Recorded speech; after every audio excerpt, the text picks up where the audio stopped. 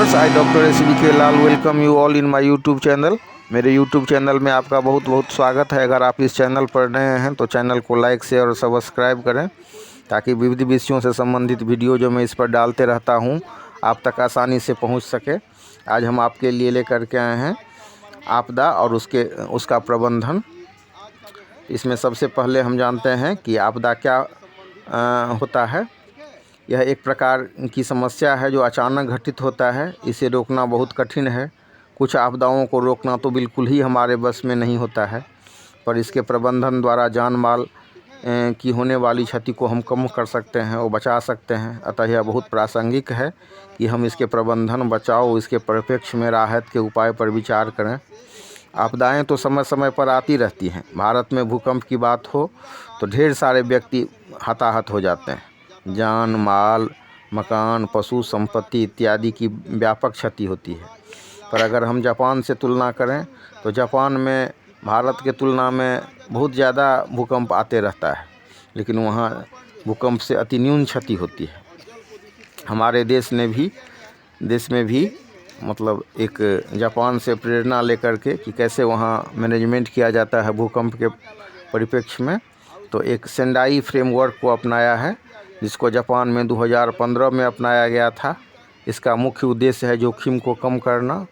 2030 के तक के लिए इसमें 4 लक्ष्य निर्धारित किए गए हैं।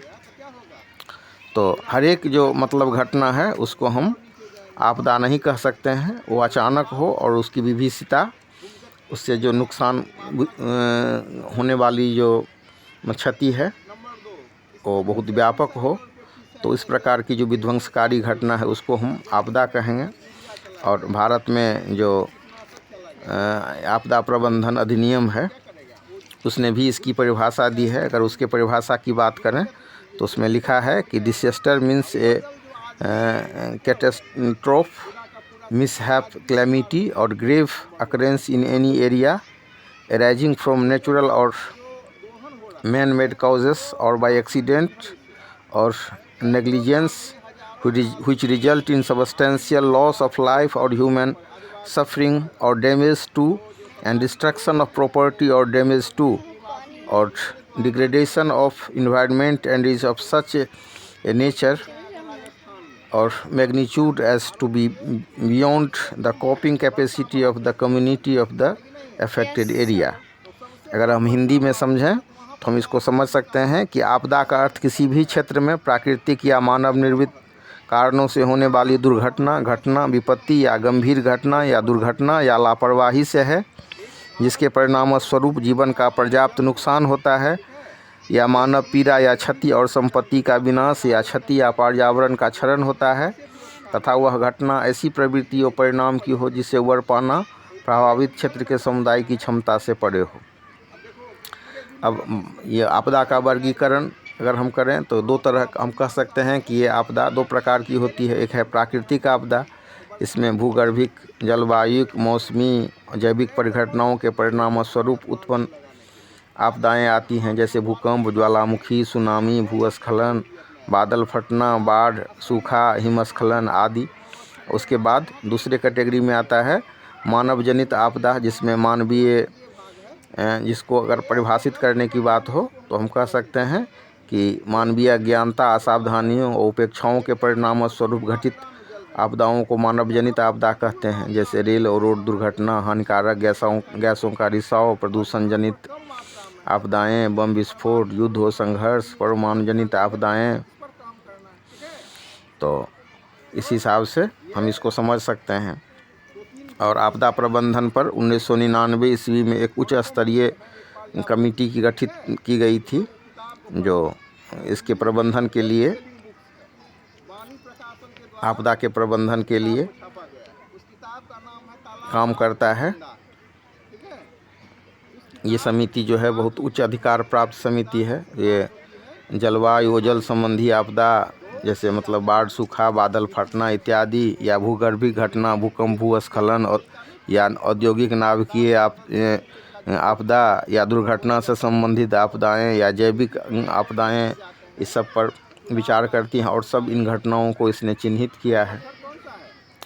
अगर हम आपदा के कारण की बात करें तो संकट, सुवेद्यता और जोखिम की संभावित परिस्थितियों के प्रति जो उपेक्षा का भाव अपनाया जाता है, तो एक कारण के रूप में हम उसको ले सकते हैं। जैसे मान लीजिए कि नदी के जल का स्तर जो है सो बढ़ रहा है, खतरा के निशान से पार है, तो एक मतलब जानकारी देती है, उसका हम पूर्वानुमान कर सकते हैं कि बाढ़ आने वाली है। तो इस हिसाब से ये प्रबंधन में कुछ चरण हैं, कुछ इसमें जो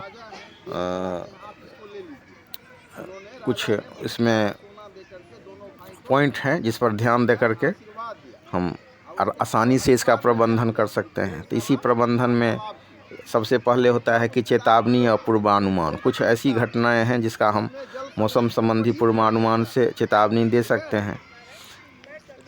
कुछ ऐसी भी घटनाएं हैं जैसे भूकंप है, तो उसके बारे में पूर्वानुमान कई बार गलत होता है, लेकिन चक्रवात सब के मामले में कई बार सटीक भविष्यवाणी की जाती है, या बादल फटने के बारे में भविष्यवाणी की जाती है, या कोल्ड वेव के बारे में भविष्यवाणी की जाती है, और कई बार वो सत्य भी साबित होता है।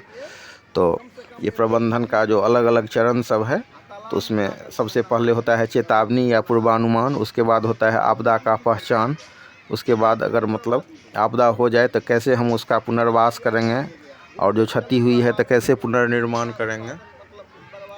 उसके अलावा आपदा से बचने के लिए तत्परता, अनुक्रियाशीलन, भविष्य में आपदा नहीं हो तो उसके लिए कुछ हो सकता है कि नहीं, उस पर भी विचार किया जाता है।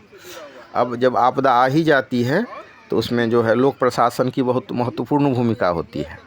तो लोक प्रशासन का के द्वारा जो काम होता है, तो उसमें हम देख सकते हैं कि उसमें जो कैसे स्टाफ सब हो उसकी नियुक्ति की जाती है, या स्टाफ की कमी हो तो प्रतिनियुक्ति के द्वारा भी नियोजन हो जाता है।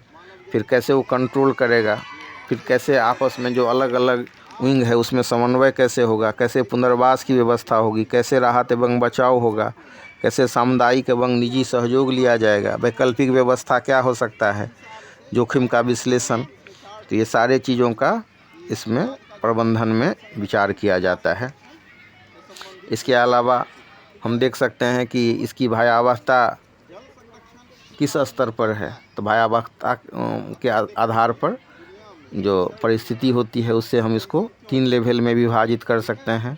L1 स्तर पर होता है कि जिला स्तर पर पर्याप्त संसाधन उपलब्ध है और मतलब जो आपदा है उससे लड़ा जा सकता है, उसके लिए जो प्रयास किए जा सकते हैं। लेकिन अगर मतलब वो आपदाएं पूरे राज्य लेवल की हों तो उससे निपटने के लिए राज्य स्तर की एजेंसी के पास संसाधन उपलब्ध हो और वो लड़ने में सक्षम हो, उसके प्रबंधन में सक्षम हो। और तीसरा चरम स्थिति होती है जब केंद्रीय सहायता की आवश्यकता होती है।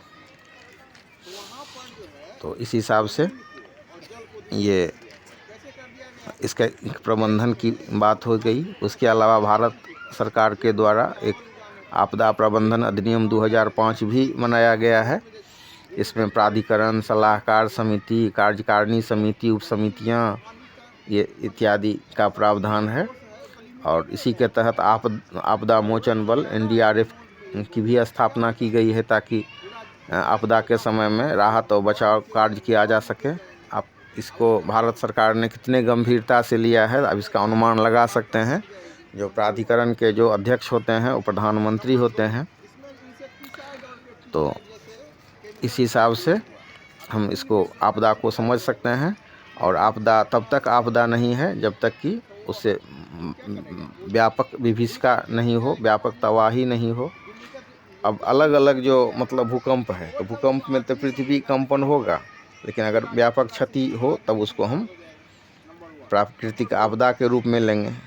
भूकंप का क्या परिभाषा होता है? भूकंप का परिभाषा होता है कि पृथ्वी के स्थल मंडल में ऊर्जा के अचानक मुक्त हो जाने के कारण उत्पन्न भूकंपीय तरंगों के वजह से पृथ्वी हिलने लगती है या विस्थापित हो जाती है।